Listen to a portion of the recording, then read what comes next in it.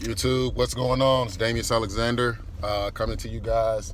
I'm actually going to take you guys on an appointment. I'm getting ready to meet with a seller. Do me a favor, if you have not yet, please subscribe to my channel. Again, my goal is to try to give you guys as much live action as I can. Hopefully I never go to jail, for relaying public information. I haven't went that deep in understanding what I can and cannot do. Again, my goal is to just try to give you guys some insight of how things really go when you're working with people. I am driving right now, so I apologize I can't look too much at you guys, but I just wanted to talk a little bit. So I had a guy reach out to me. I actually did a RVM. It's a ringless voicemail, in case you're wondering what that is. And the guy called me, but he didn't leave a message. So I called back. This is from a tax delinquent. So for you that's kind of wondering what's best as far as, lists and everything like that, I've had much success with tax delinquents. The guy called me and we're going to look at a duplex. I've yet to see it. We're definitely in an area, more of our inner city. I've only spoke to this seller today. The seller was pretty motivated. And the reason I'm really doing this, guys, is I want you guys to hear what I consider motivation to be from a seller, because I think sometimes when we're just getting started, we've yet to hear that.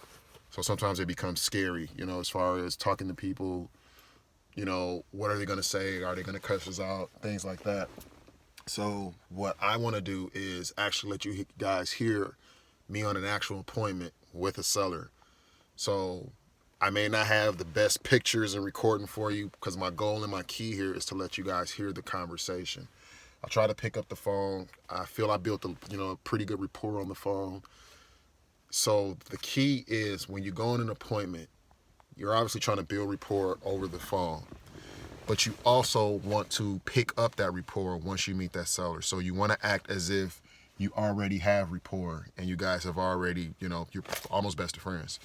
So I'm going to, speak to this guy. You always want to mirror your seller in a sense, like people, people like themselves. It's kind of that saying. So if you can kind of mirror them, kind of talk their language, and just try to just be like-minded with them and be something similar to them. So I'm actually going to get out because I don't know exactly where my property is, but I'm going to get out. We're going to walk around. It's like I said, it's in an ugly neighborhood. Because I've increased my buyers list maybe about 400 people within a week. This past week, I may have about 300. I might be exaggerating. Maybe about 300. I've been actually finding quite a few buyers that like to buy in the areas that we are actually looking in. So, here it is right here. So I'm gonna actually show you guys this. I think the guy's on the porch, but you see the bushes? Motivation. You see the window on the second floor? Motivation. I'm going to perceive as if I'm taking pictures of the property as well, but I just want you guys to hear this conversation. So this is live. We're going to see what we can get. Again, keep rapport. Is that who I think it is? Anthony Lee. Mr. Anthony Lee. Damius Alexander. How you doing? Say, man, you got a hammer, man. Hey, man, I come in peace. I ain't been in this mother. I don't know what's So, in do I need to go to my trunk? Yeah. I can make sure we both get out now. Yeah. Just get low. Bring something. No, okay, I'm all right, That man. back door open, man. I'm all right, man. Who in here? Who been in here? Back door open. Yeah, wide open. That window, bro. You know that hammer means you got to get close. I need something I can hit him with from here. Might be a bear. You know. A bear. I got some keys. I don't know. My old keys. Yeah, man. I'm gonna let you open it up. I'm gonna walk around the back and outside real quick, and then I'll come in, okay? I ain't going in there by myself. I don't know what you thinking. So who going in first? You. Me? I run faster. I gotta be in the back. Somebody gotta be able to tell the story. Don't you want me to run and get help? Yeah, I guess. No, man, I ain't going there by myself. You got me. What the hell? Motivation, right? What's happening? Man, be careful with that hammer, man. It's turning. Oh, man. If this one not turning, the bottom one ain't. Do you got a board or something? It look like it might be a board or something on it. Did somebody put a board on it? It look like you might have a board on it in there. Oh, okay. You gotta go through the back or something like that? Yeah, either go upstairs first. Okay. Well, I'm gonna walk around the exterior a little bit. I'll come back to the Going with front. you, shit. You said what? I'm going around here with you, man. I ain't You doing coming with this me? by myself. Shit. I ain't been in this house in years. Man, this is our neighborhood, man. Yeah, but I ain't been in here in years. Might be somebody in that street, might be a bear, anything in there. So I'm gonna get to a couple questions, guys, just so you guys can kind of hear the conversation of motivation before I even look at the property. Because it's good to kind of know where their mind is before you really get to the appointment, in my opinion. There's a lot of guys that's experienced. They might be at the point where they can go on every appointment, but when your time is limited, in my opinion, I say you really want to gauge that motivation as best as possible over the phone. So you're just gonna hear me ask some things. I'm gonna try to really talk about two things: the pain points and then the pleasure, the relief.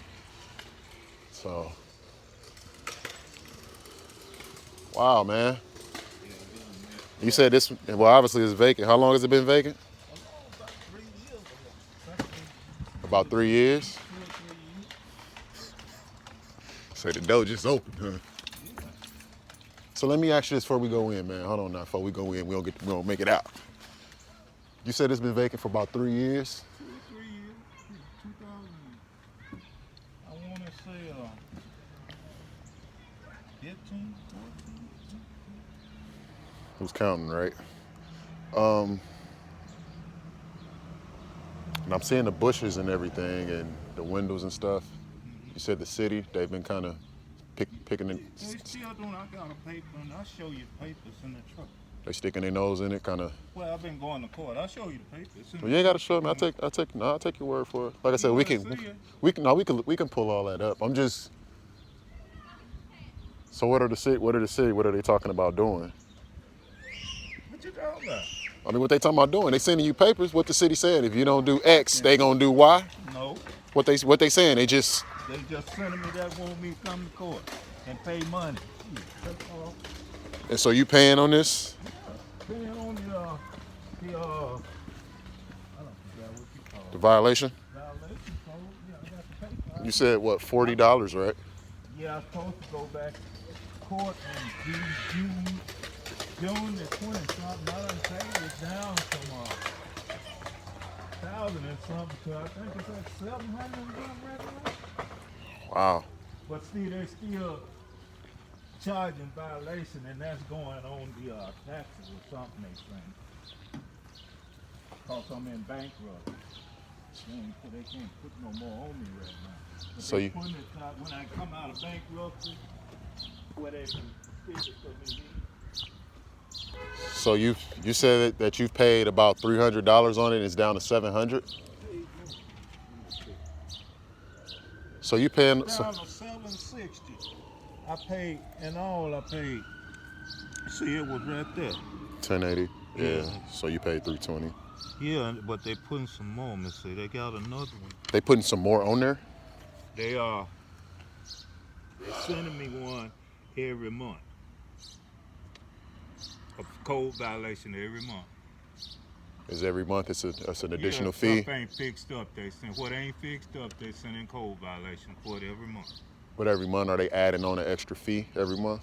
Yeah, but they putting that on the taxes and stuff. Cause I'm in bankruptcy, they can't. Right. They told them in court they couldn't charge me no more, and they started putting it on my taxes. For when I get out of bankruptcy, they're gonna try to charge me in. I guess. I don't know. So how much are they? I How much think are they it's about charging a month? 200 and something. They doing $200 a month? I think they said they can charge up to that. They might be charged. I got the other papers at the house. I just got a letter. I wish I'd have brought it. You ain't, that's all right. I'm just trying to make sure I'm understanding it. So help and correct me if I'm wrong. I got public school math.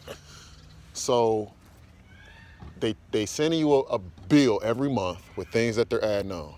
Yeah, with code violations. Code violations. Yeah. You're paying $40 a month To stay. to stay. Yeah. So you're paying $40. No, I'm not paying $40 a month. It's every. Well, you know, when I go, like, they give me 2 months for $40, and the Judge Mosley, he give me 3 months. They give me 60 days. Judge Mosley give me 90 days. So I was last there in last month, I think. March, April, May, June. Yeah. So, I mean, I don't want to get, too number precise on it, but basically you're making monthly payments. They're adding on more fees. They added on fees. So you just dumping money, and this place hasn't been rented out. When I get this right here paid, and I come out of bankruptcy, I think about 14 more months or 12 more months, they're going to have some more waiting on me, I guess. So they constantly adding it up while you pay it. So you're never covering any ground. Right. And it hasn't been rented out, and you're not making money on it. No, I ain't making nothing. Ain't nobody in. Right. So it's just, so what? Really, so what are you going to do? Sticking it to me because I agree. I sued him. So and I didn't get no money from him because the attorney that I had, he let the shit overlaps, and then I sued his. You sued him too, huh? I sued his insurance, and got the money from them. This was in 2013 when I had that accident with the city, and they've been on me ever since. So what are you asking me now? So I'm just trying to make sure I'm understanding. I told you, man, I'm a step behind sometimes. So you're paying on this. You're not making any money. Right. The city is constantly hitting you every month with violations. Right. You're taking time out of your day to go to court. Yeah. And have to deal with it. Yeah, I had to be there. It sounds like it's a headache. I'm just gonna throw it out there. So let me ask you this. Okay, well let's be positive now. Can we talk positivity? Yeah, we can talk. Okay. What is your plan with this? What's your plan? I told you I was trying to give it to the city. You tried to give it to the city? Yeah, I asked them what they take it. They said we didn't owe enough for them to take it over.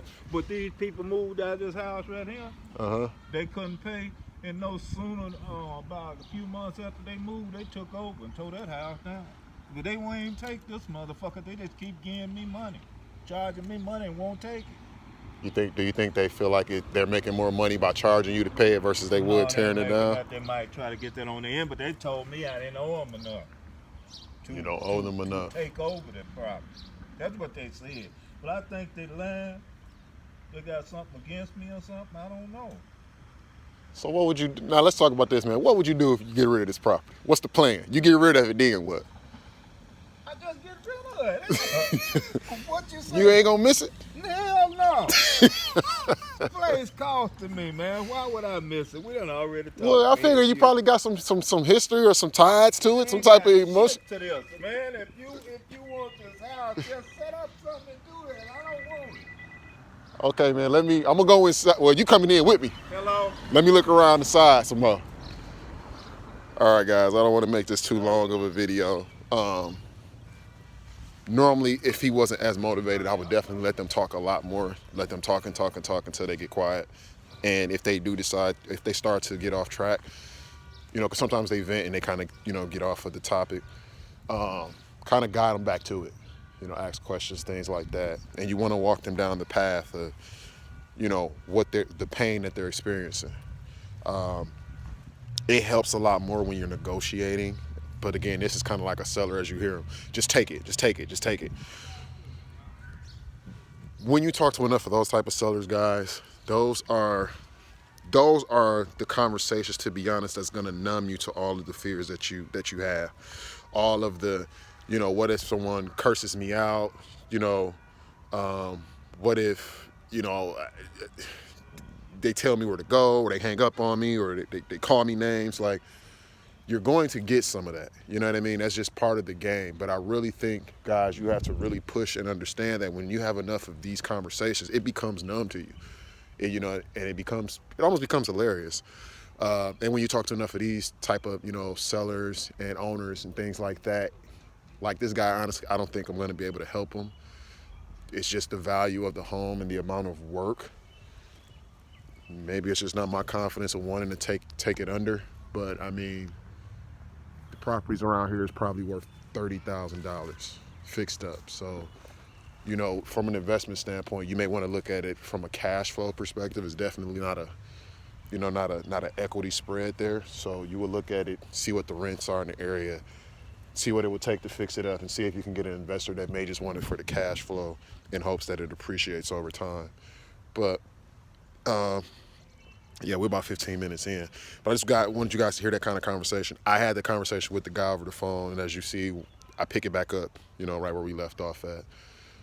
Jokes, humor, no need to really get too serious. Again, that all depends on sellers. I'll try to do more videos with other sellers, maybe more tougher, sellers that want a price and they want to, they have a number in mind. But just wanted you guys to hear that's the motivation. And sometimes you have to pull those things out of people, and sometimes they'll just drop it in your lap. Low-hanging fruit is what they call it.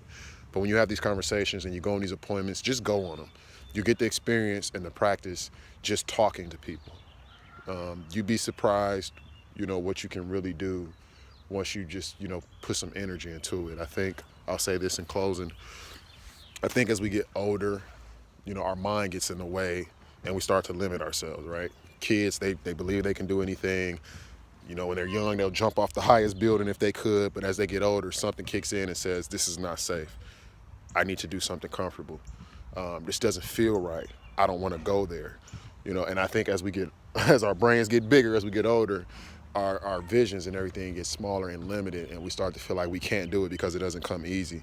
Just remember, if you're at the beginning is the hardest process. So if you're struggling, you're thinking about quit, just remember, you're at the point where it is as hard as it can get. I went through it. I still go through it. I mean, I have these type of appointments. I get contracts, and I still wake up, and have to just go through my whole morning ritual, and that kind of helps me get pumped up for the day. And here I am out here, 6:30 at night, and it's still daytime here. So, if you guys want to comment, please comment. Like I said, subscribe, hit the like buttons. I'm trying to not do videos too long, but, unless they really are, just meaningful. But again, guys, just trying to bring you some more information, whatever I can do to help to, add value. I need it, we need it. So if you have any tips, give me some things you say on appointments, and let me know if you have any fears or any doubts or anything else you'd like to hear me touch upon.